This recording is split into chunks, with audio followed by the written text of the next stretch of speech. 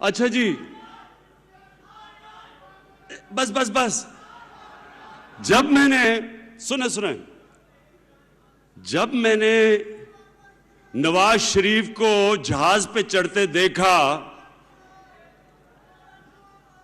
سنو جب میں نے نواز شریف کو جہاز پہ چڑھتے دیکھا تو میں نے وہ ڈاکٹرز کی رپورٹ اپنے سامنے رکھ لی۔ اب میں نے جب ڈاکٹر کی رپورٹ اپنے سامنے تھی تو اس میں تو کہا تھا کہ مریض کا اتنا برا حال ہے کہ کسی وقت مر سکتا ہے۔ رپورٹ نے کوئی بیماریاں 15 تو بیماریاں بتا دی، ہارٹ بھی برا ہے، کڈنی بھی بری ہے، ڈائبٹیز بھی ہیں، پتہ نہیں اور بھی کیا ہے، اور پھر پلیٹلٹس، یہ بھی ہم نے نئی چیز سیکھی تھی، پلیٹلٹس بھی برے ہیں۔ تو ہمیں تو یہ بتایا گیا تھا کہ اس کا تو علاج پاکستان ہو ہی نہیں سکتا، اور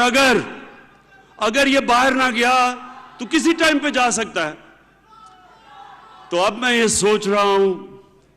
کہ کیا وہ جہاز دیکھ کے مریض ایک دم ٹھیک ہو گیا، یا وہ لندن کی ہوا لگی تو ٹھیک ہو گیا؟ مجھے ابھی تک پتہ نہیں ہے، اس کی تحقیقات کرنے کی ضرورت ہے کہ ایک دم میں پھر سے غور سے دیکھوں، ہارٹ ڈیزیز، ہارٹ بھی ٹھیک نہیں ہے، کڈنی بھی ٹھیک نہیں ہے، شوگر بھی ہے، اوپر سے پلیٹلٹس بھی ڈاؤن ہوئی ہیں، اور میں دیکھ رہا ہوں کہ وہ ایسے سیڑھیاں، میں نے کہا اللہ تیری بڑی شان ہے۔ اور وہ جو جہاز تھا، شاید جہاز دیکھ کے بھی انسان ٹھیک ہو گیا، وہ ایسا زبردست جہاز تھا، عام آدمی تو نہیں ایسے جاتے۔ جو اپنے آپ کو ایک عالم کے مولانا کہتا ہے، جھوٹ بول کے بلوایا گیا اسلام آباد کہ جی عمران خان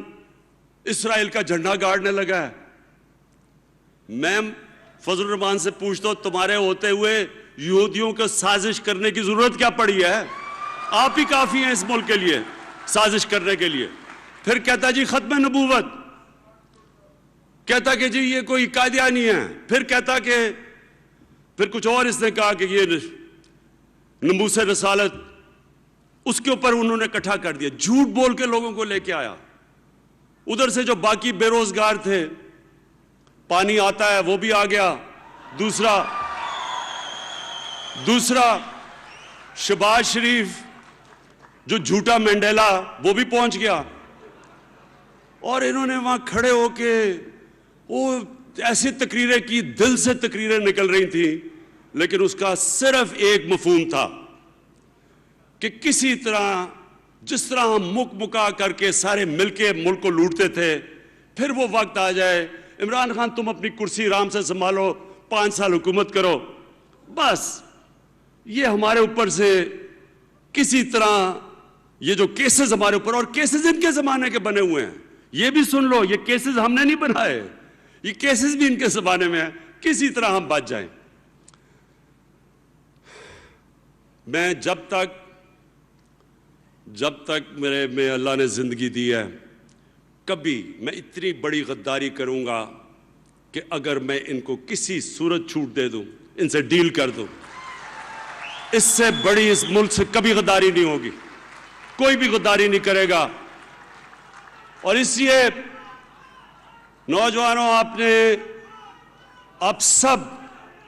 آپ نے میری ٹیم بننا ہے، آپ نے میری ٹیم بننا ہے، اور میں آپ کو ان ڈاکوؤں کا مقابلہ کر کے دکھاؤں گا۔